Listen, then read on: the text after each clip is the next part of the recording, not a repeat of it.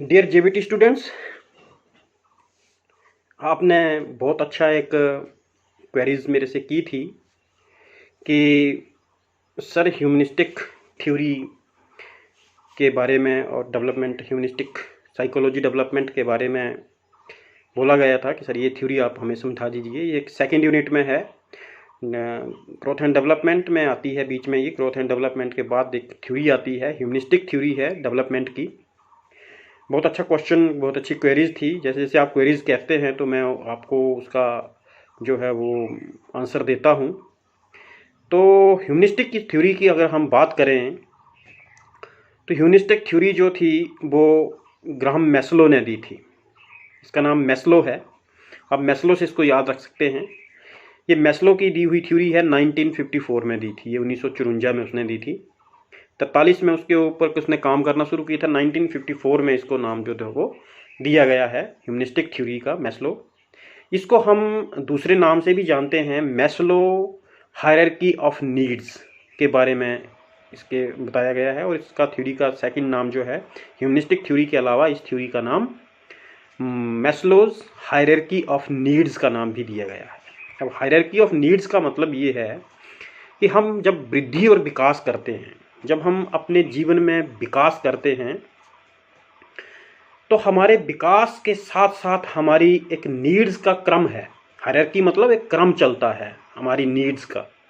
जैसे हम जन्म लेते हैं, जन्म के बाद ही हमारी ज़रूरतें जो है वो हमें घेर लेती हैं, और जैसे ही ज़रूरतें हमें घेरती हैं हमारी जो ज़रूरतें हैं वो निरंतर बढ़ती चली जाती हैं। कुछ ज़रूरतें जो हैं वो हमारे जीवन के लिए बहुत आवश्यक भी हैं, ऐसा नहीं है, और कुछ आवश्यक होने के साथ साथ हमारे लिए एक कॉन्फिडेंस का कारण बन जाती हैं, हमारे लिए अचीवमेंट्स का कारण बन जाती हैं। तो मतलब कुल मिलाकर के हमारे जीवन में जितनी भी नीड्स आती हैं उनका कहीं ना कहीं कोई ना कोई स्थान रहता है। और हम ये कह सकते हैं कि जन्म के साथ, जैसे हम जन्म लेते हैं तो जन्म के साथ ही हमारी जो नीड्स हैं वो हमें चारों तरफ से घेर लेती है और ज़रूरी भी है। और इसी चीज़ को मैस्लो ने समझाने की कोशिश की थी। तो इसका नाम दो तरीक़ों से है, मैस्लो जो ह्यूमनिस्टिक थ्योरी है, और Maslow hierarchy of needs given by Maslow, and इसको दिया गया था 1954 में। अब है क्या थ्योरी ये? इसमें एक कोन की तरह बताया गया है। जब मैं ग्राफिक्स भी इसका बताऊंगा, पहले मैं आपको समझा लूं कि ये चीज़ क्या है। कि हमारे जीवन की कुछ एक जो बेसिक नीड्स हैं पहले वो आती हैं, उसके बाद एक नीड जब हमारी पूरी हो जाती है तो हमें दूसरी नीड घेर लेती है। एक नीड पूरी होती है और फिर हमें दूसरी नीड जो है वो घेर लेती है। कहने का भावार्थ ये है कि जैसे जैसे हमारे अंदर एक नीड की सेटिस्फेक्शन होती है तभी हम दूसरी नीड की तरफ बढ़ते हैं। अगर एक ही नीड हमारी पूरी ना हो तो दूसरी नीड की तरफ हम कभी भी नहीं जाते हैं, चाहे आप कुछ भी देख लो। जीवन का ये सच्चाई भी आप मान के चल सकते हैं नीड्स के बारे में। इसीलिए हायरार्की ऑफ क्रम, हायरार्की का मतलब क्रम है। ये एक ऐसा क्रम है जिसमें हम आगे बढ़ते हैं, लेकिन हम आगे तभी बढ़ते हैं जब पहली नीड सेटिस्फाइड होती है, तभी हम दूसरी नीड की तरफ चलते हैं। अब पहली नीड कौन सी है? इसको मैस्लो ने फिजियोलॉजिकल नीड्स कहा था, शारीरिक आवश्यकताएं। फिजियोलॉजिकल मतलब शारीरिक आवश्यकताएं। अब शारीरिक आवश्यकताएं क्या क्या हैं? नंबर 1 में उसमें है हमारी रोटी, कपड़ा, मकान, प्लेजर एंड रेस्ट। इसके बारे में उसने बात की थी कि जब हम जन्म लेते हैं तो सबसे पहले हमें दूध भी चाहिए पीने के लिए, उसके बाद थोड़ी सी नीड बढ़ती है, कपड़े भी चाहिए और शेल्टर भी चाहिए। तो ये हमारी रोटी, कपड़ा और मकान है। लेकिन इसमें भी सबसे पहली नीड जो है वो रोटी की आती है कि जब हमारे पास रोटी होगी तब हम कपड़े के बारे में सोचते हैं। अगर रोटी खाने को नहीं है और कपड़े भी नहीं है तो हम दोनों में से किस चीज़ को चूज़ करेंगे? रोटी को चूज़ करेंगे, क्योंकि this is the first need, the primary needs. ये जो फिजियोलॉजिकल नीड्स हैं इनको प्राइमरी नीड्स के नाम से भी जाना जाता है। दूसरी जो है वो कपड़ा है। ये फिजियोलॉजिकल नीड्स हैं, पहले क्रम में आती हैं सारी ही नीड्स, लेकिन इसमें भी ये है कि पहले रोटी आएगी, फिर कपड़ा आएगा, फिर मकान आएगा, फिर प्लेजर की बात आएगी, आनंद जीवन का, और फिर हम रेस्ट और बाकी चीज़ों के बारे में सोचेंगे। These are the physiological needs. Hope आपको समझ आ गया होगा कि जो मैस्लो का हायरार्की ऑफ नीड्स था उसमें सबसे पहले और सबसे निचले पायदान पर सबसे नीचे आती है ये, और ये है फिजियोलॉजिकल नीड्स, और इसमें है शारीरिक आवश्यकताएं। और ये शारीरिक आवश्यकताएं क्या हैं?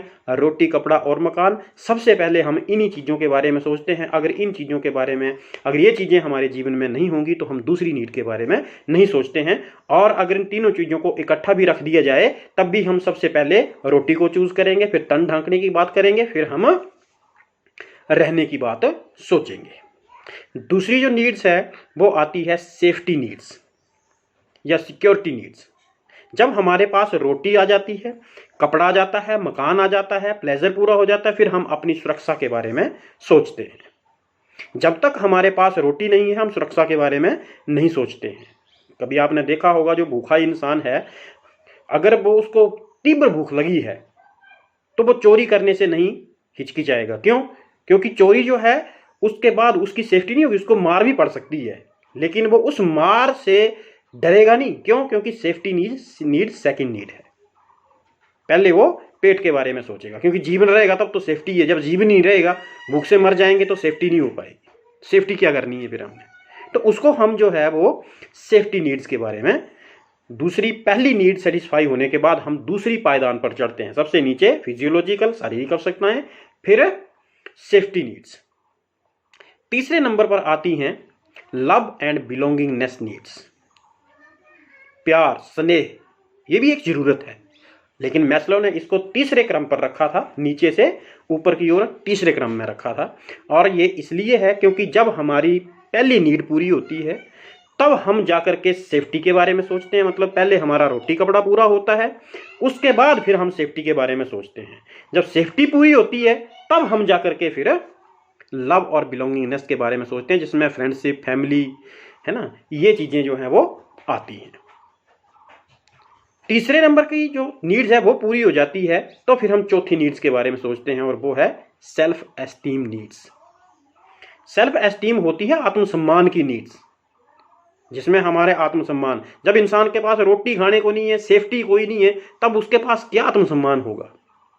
तो चौथे नंबर पर जो है, चौथे पायदान पर, ऊपर की ओर नीचे से ऊपर की ओर चौथे पायदान पर जो है वो एस्टीम, सेल्फ एस्टीम नीड्स आती हैं। और इसमें आता है आपके पास जो अपनी अचीवमेंट्स हैं उनको गिनाना है, हमने अपने रुतबे की, हमारे अपने जो रुतबा है उसके बारे में हमने सोचना है। जितने भी हम लोग जब सभी चीज़ों से परिपूर्ण हो जाते हैं, रोटी कपड़े का, मकानों का कोई अंत नहीं है, सेफ्टी हमारे पास चारों तरफ है, ठीक है, हमारे से सब लोग हमें जानते हैं, हम सबके जीवन में हम कहीं ना कहीं जो है वो स्थान रखते हैं, तो फिर चौथी नीड क्या है? फिर सेल्फ एस्टीम की नीड आती है। फिर हम अपने आत्मसम्मान को बचाने की कोशिश करते हैं। आत्मसम्मान चाहिए। आपने शादी ब्याह में देखा होगा, जो बड़ा आदमी होता है उसको कुर्सी चाहिए बैठने को।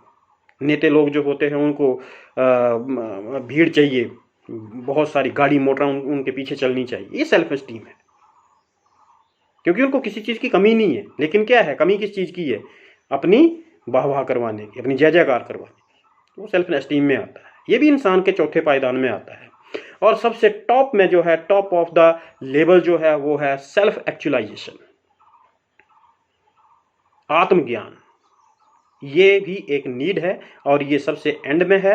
हायरार्की ऑफ नीड्स में सेल्फ एक्चुअलाइजेशन जो है वो नीचे से ऊपर की ओर आती हुई सबसे एंड में है। लेकिन अगर ऊपर से हम देखें तो ये सबसे टॉप की नीड है, सबसे जरूरत बड़ी जो है वो सेल्फ एक्चुअलाइजेशन की है। और इसमें आती है मॉरलिटी, क्रिएटिविटी, है ना, और रिलीजियसनेस, ठीक है, धार्मिकता, मीनिंग ऑफ इनर पोटेंशियल, आपके अंदर आत्मज्ञान, आत्म क्या है आपका, उन सारी चीज़ों को लेकर के जो है वो सेल्फ एक्चुअलाइजेशन जो चलती है। और नीचे से अगर हम इसका क्रम देखें तो सबसे लास्ट आता है, ऊपर से देखें तो सबसे पहले आता है। लेकिन जो टॉप की नीड है जो मैस्लो ने बताई है, और वैसे भी जो सबसे जरूरी है, सबसे टॉप की नीड जो बताई गई है वो सेल्फ एक्चुअलाइजेशन है। इसीलिए इसका स्थान जो है वो सबसे ऊपर रखा जाता है।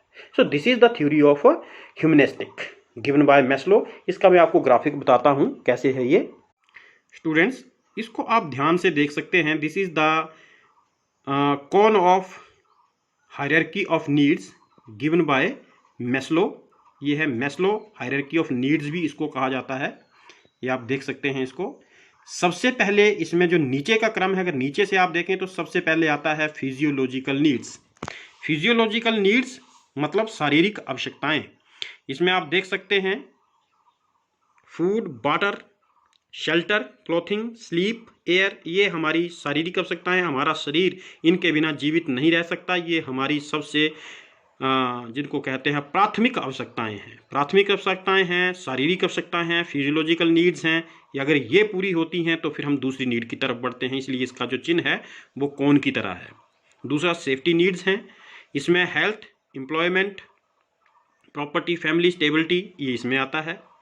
लव एंड बिलोंगिंगनेस नीड्स, ये आप देख सकते हैं, ये तीसरे नंबर पर हैं। जब पहली पूरी होती है नीड तो दूसरी की तरफ बढ़ते हैं, दूसरी पूरी होती है तो फिर तीसरी की तरफ बढ़ते हैं।